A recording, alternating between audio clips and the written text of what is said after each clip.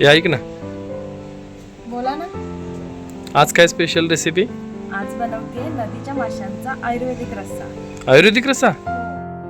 नमस्कार मंडळी, आपलं स्वयंपाकघर आणि आपण या माझ्या किचनमध्ये तुमचं स्वागत आहे. तर आज आपण नदीच्या माशांचा आयुर्वेदिक रस्सा करतोय.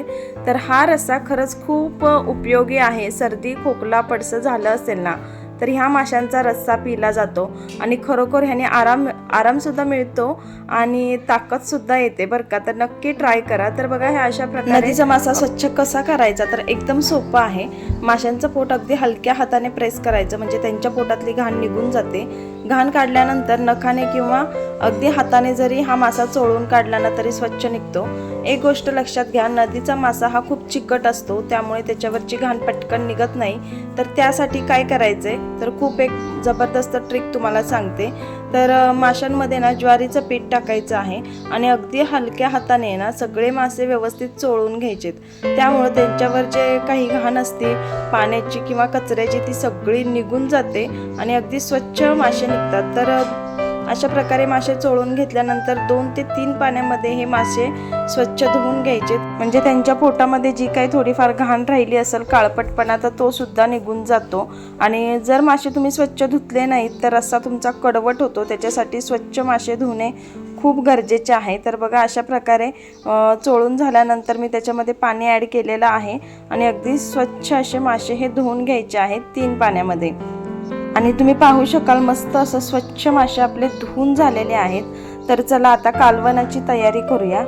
तर आता बघा, मी इथे मोठा एक कांदा, लसूण, अद्रक, सुकं खोबरं घेतलंय, कोथिंबीर घेतली आणि एक टोमॅटो घेतलेला आहे.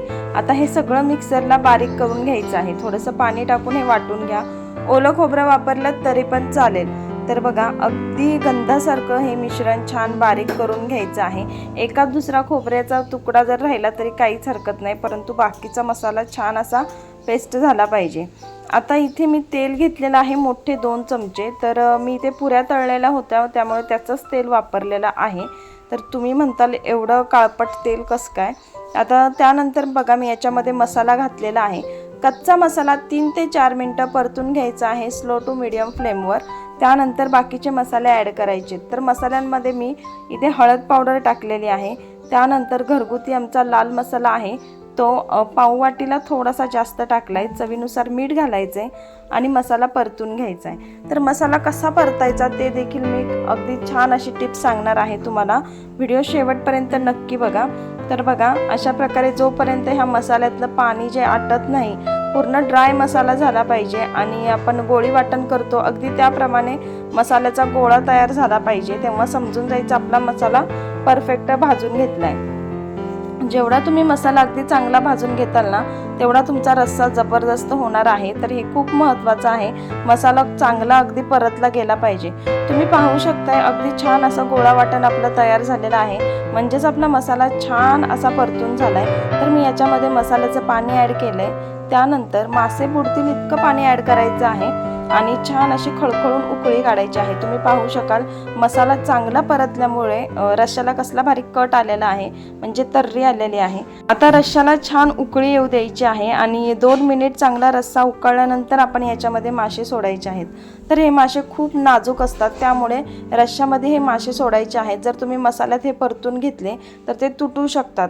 त्यामुळे अशा प्रकारे रश्श्याला उकळी आल्यानंतर हे मासे पसरवून टाकायचे आहेत आणि हे मासे बसतील त्याच अंदाजाने तेवढंच पाणी घ्यायचं आहे. जास्तही पातळ रस्सा करू नका. त्यानंतर बघा, मासे अगदी बरोबर परफेक्ट बुडलेले आहेत आणि शक्यतो पसरट भांडं घ्यायचं, म्हणजे मासे व्यवस्थित त्याच्यामध्ये बसले जातात. तर बघा, आता छान अशी आपल्या भाजीला म्हणजेच रश्श्याला उकळी यायला लागलेली आहे. आणि हा मासा किती शिजवायचा, तर अगदी 2 ते 3 मिनटंच हा मोठ्या फ्लेमवर शिजवायचा आहे. तर हा मासा शिजला हे कसं ओळखायचं, जेव्हा ह्या माशाचे डोळे बाहेर पडतात तेव्हा समजून जायचं हा मासा शिजलेला आहे. तर बघा, काय जबरदस्त मस्त असा रस्सा तयार झालेला आहे आणि कटसुद्धा आलेला आहे. तर तुम्ही याच्यामध्ये बाकीचे कोणतेही मसाले ॲड करू नका. मी जेवढे सांगितले तेवढेच ॲड करा. खरंच खूप सुंदर असा रस्सा होतो. तर चला मग, तुम्हाला हा व्हिडिओ कसा वाटला नक्की कॉमेंट करून कळवा. व्हिडिओ आवडला असेल तर व्हिडिओला नक्की एक लाईक करा, व्हिडिओ शेअर करा आणि सगळ्यात महत्त्वाचं म्हणजे आपलं स्वयंपाकघर आणि आपण या यूट्यूब चॅनलला सबस्क्राईब करायला विसरू नका. थँक्यू, धन्यवाद.